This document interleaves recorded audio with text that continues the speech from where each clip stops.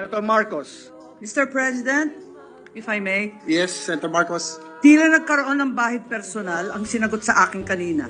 Nais ko lamang diinin na ang aking pangangamba ay dulot ng aking paninindigan hindi bilang kapatid sa kapangyarihan, kundi bilang anak ng legasiya ng aking ama, na laging unahin ang maliliit, ang mga nagsasaka ng lupa at ng lahak ng mga nangangailangan. Pahintulutan ninyo akong hindi lumahok sa botohang ito.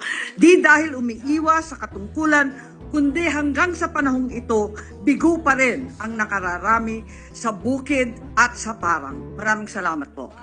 Thank you, Senator Marcos. Manifestation is noted. Abstain. Narito ang Balitang Pinoy TV. Magandang araw sa atin lahat mga kababayan. Dito na naman tayo sa another episode ng ating vlogs. Pag-uusapan natin ngayon, ito po no. Okay, pumalag naman po, in fairness naman po sa mga senador, si Senator Amy, si Senator Chis, si Senator Robin Hood, yung iba wala po ako nakita no. Pero itong tatlong senador na to, pumalag naman sila. Yan po ang mga pag-uusapan natin. Pero bago yan, kung bago ka pa lang dito sa ating channel, mag-subscribe ka na. Dahil ito lang ang tayong channel na may kinikilingan, may pinapanigan. Una sa balita, huli sa impormasyon, kaya ano pang hinihintay nyo? Pindot na, okay? So far po may tatlong senador na nagsalita tungkol laban po dito no, para ipag-questionin po. Basahin po natin yung mga sinabi nila. Medyo mahaba po yung kay Robin, pero pagtiyagaan nyo na po, maganda naman ang kanyang sinabi.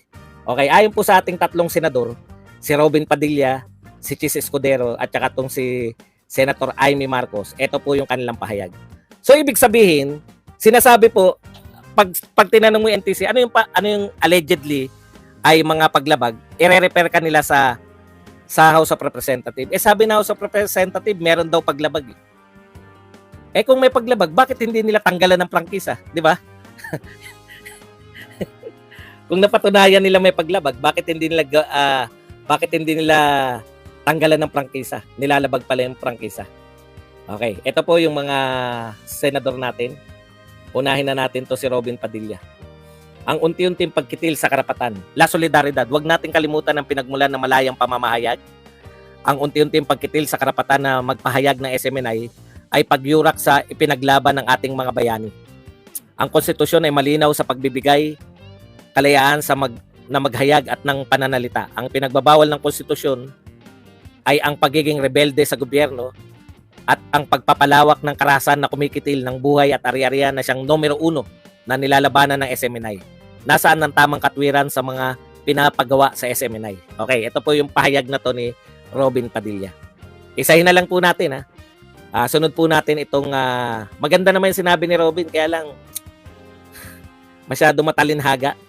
Ito po ang sinabi ng isa pang matalinhaga, si Chis Escudero. Ito, alanganin ako kung siya ba ay tinututulan niya yung suspension sa SMNI o okay lang siya. While the NTC under its rules may for good cause suspend a certificate authority to operate of any grantee for 30 days. Pinatotohanan, abogado to eh. Sabi ni Chis Escudero, bagamat merong karapatan ng NTC na magsuspende ng mga nag-ooperate within 30 days, ito sinabi niya, it is necessary to void serious and irreparable damage or inconvenience to the public or to the private interest. Kinakailangan po para po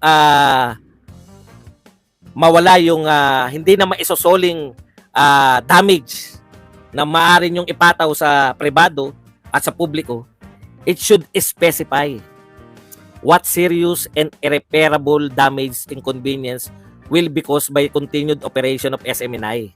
So, ang ibig niyang sabihin, bago ka magsuspende, kinakailangan malinaw na kaya mo sinususpende yung SMNI kasi yung pananatili sa ere ng SMNI ay magkukos siya ng seryosong damage sa mamamayan. Ngayon, dapat yung NTC sinasabi niya, eto yung mga ginagawa ng SMNI, kaya namin sila sinususpende. Ang sinabi po ng NTC, kami ay sumusunod sa resolusyon ng, parang ganito yung sinasabi ng NTC. Sinabi kasi ng House of Representatives na may paglabag ang SMNI, kaya sinususpende namin abang pinagpapaliwanag namin. So ang basehan lang nila Wala talaga silang masabi na eto kasi yung nilalabag at patuloy na nilalabag na SMNI. Kaya kinakailangan natin silang suspindi. Yan po yung hinahanap ni Chis Escudero. Ano yung serious? Specify what serious and irreparable damage, inconvenience will be caused by the continued operation of SMNI, given its supposed violation as alleged in HR 1499. So yung mismong mga supposed violations, wala silang tinutukoy. This clarification and specification is necessary to avoid allegations of simple harassment and curtailment of press freedom and to prevent a chilling effect on critics of the general administration and media in general. O dito medyo sablay si Chis eh. Pero sabihin po natin, kung clarify po nila at in-specify nila kung bakit kinakailangan na suspindihin yung SMNI, hindi po makakaangal yung SMNI na ito ay curtailment o paglabag sa press freedom. Press freedom. No? Ganun lang po. So yun po yung hinahanap ni Chis Escudero. Ano yung mga specific na nilalabag ng SMNI para sila ay suspindihin ninyo? Di ba? Okay. Eto pa. Si ate. Si Manang Aimee. Maganda po yung sinabi ni Manang Aimee. Sabi na ni Manang Aimee, who's afraid of SMNI? Which media entities will remain to uphold the freedom of the press, speech, and thought? Why must we shut down all those who do not agree with us, not even allowing the chance to explain first? Yan sinasabi. How could the NTC issue a show cause order but simultaneously hand down a 30-day suspension? Amazing. Are we afraid that SMNI may be right? Are we afraid of the truth? Paliwanag natin pag sa Tagalog at paliwanag pagsabay na natin. Sino ba natatakot sa SMNI? Bakit?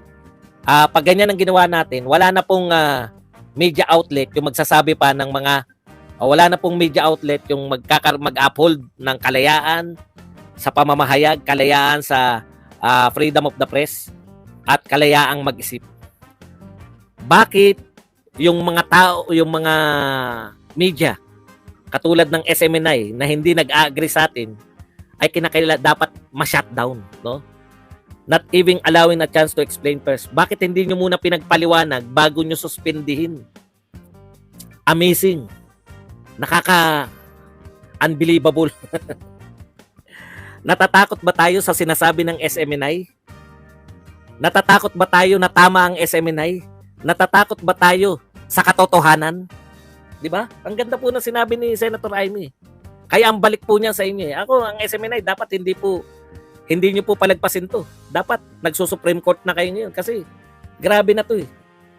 Pinagpapaliwanag po lang, suspended na agad. Asan na yung karapatan?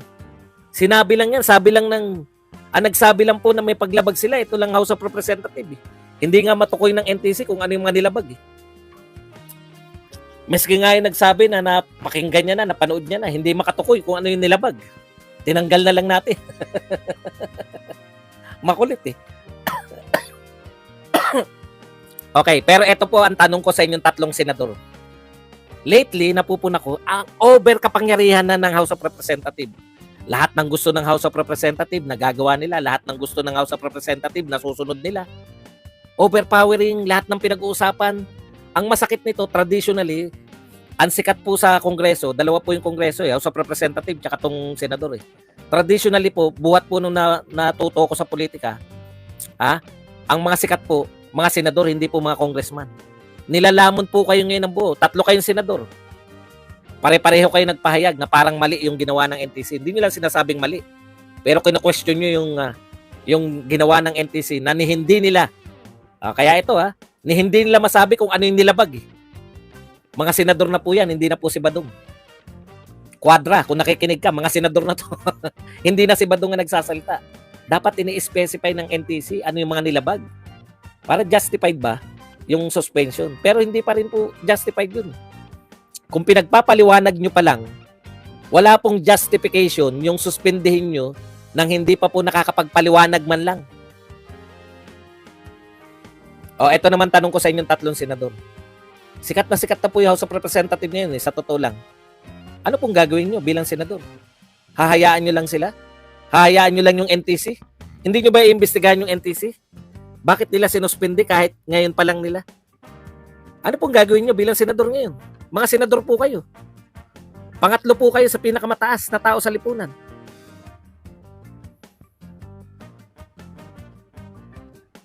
Ay, hindi ko maintindihan kung ano yung punto naman itong isa ni Cinco. Tawag po doon hearing. Ano yung tawag doon hearing?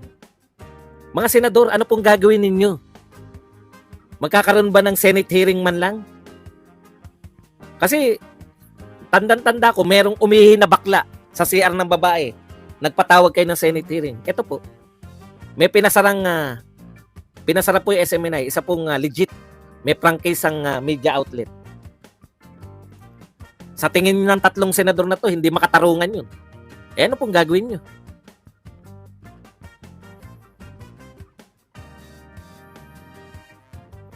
Kasi, kung tokis lang po kayo ng tokis, kada may mangyayari, magsasalita kayo. Wala po kayong aksyon sa Senado. Di po ba? Nagugulat kami sa mga congressman eh. Ang dami nila aksyon eh. May magsabi pa lang na, sinasabi pa lang nila, magkakaroon kami ng resolution. Ito na nga mga kabalita. Ano na ang masasabi nyo patungkol sa balitang ito? Please comment down below mga kabalita. Pag-usapan natin yan sa comment section. At kung di ka pa nakasubscribe sa ating channel, baka naman